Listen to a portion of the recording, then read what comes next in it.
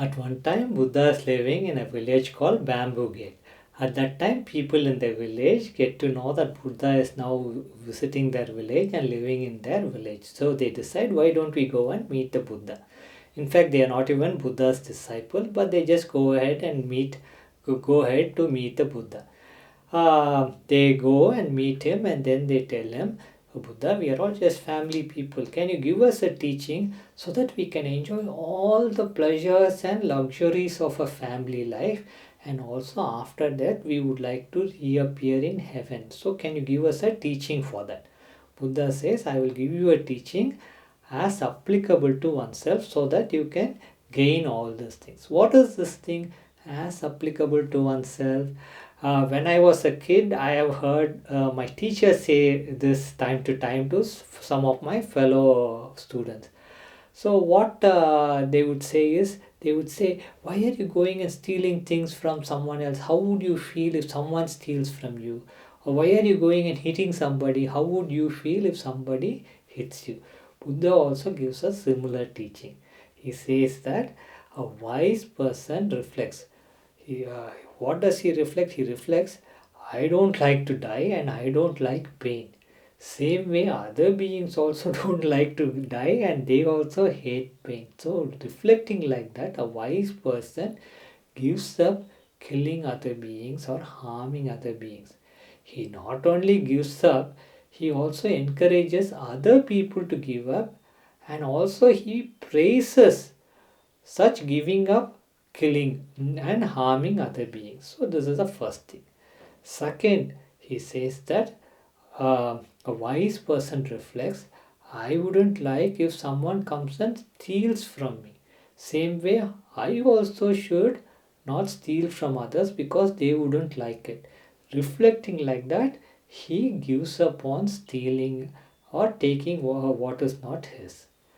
Next, the third one is Buddha says that if someone is to come and has sexual misconduct with people in my family, I wouldn't like it. Same way, I also should not indulge in sexual misconduct with people in other families. So, reflecting that like that, one gives up sexual misconduct. Not only that, he also encourages other people to give up, and overall, he talks in praise of such good action. Next, Buddha talks about speech. He says that if someone is to come and lie and mislead me, I wouldn't like it. Reflecting like that, a wise person uh, gives up lying, and he not only gives up, he also encourages others to give up, and overall speaks in praise of giving up lying. The fifth one, he says, if someone is to come and do harsh speech to me, like a rude, if people are to come and speak to me harshly or rudely, I wouldn't like it. So, how can I go and speak harshly and rudely to other people? Reflecting like that, he gives up on that. And next, he says, if someone is to come and speak decisive speech, that is, if they come and speak in such a way to divide me from my friends, I wouldn't like it. So, reflecting like that, he also gives up the divisive speech so that he doesn't go and divide other people. And next, he says, if someone is to come and do idle chatter to me, like speak nonsense to me, I wouldn't like it. Reflecting like that, he says, they would not go and speak idle chatter to other people, speak nonsense to other people. They not only give up on that, they also encourage others to give up and also overall speak in praise of that.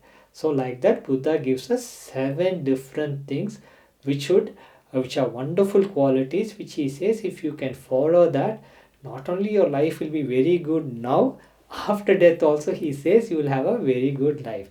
Then he goes on to say, a noble disciple not only follows these 7 things, he also has a lot of confidence in the Buddha, Dhamma, and the Sangha. Why is it?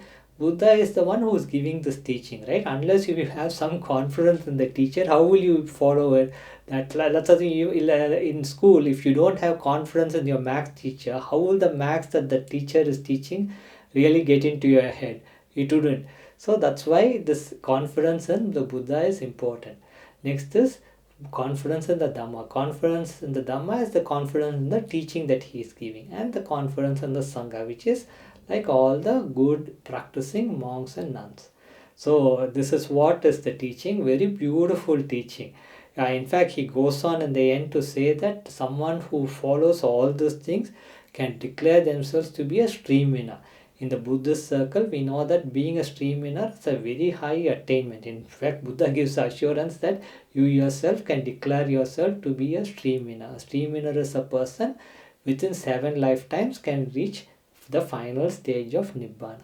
This was a very nice and inspiring teaching which Buddha had given to the lay community. So happy to share Buddha's teaching. I have pasted the link to the free book so you can click and read the teaching, because Buddha's every single word is so beautiful. I hope you find it very inspiring and useful to you. Thank you so much.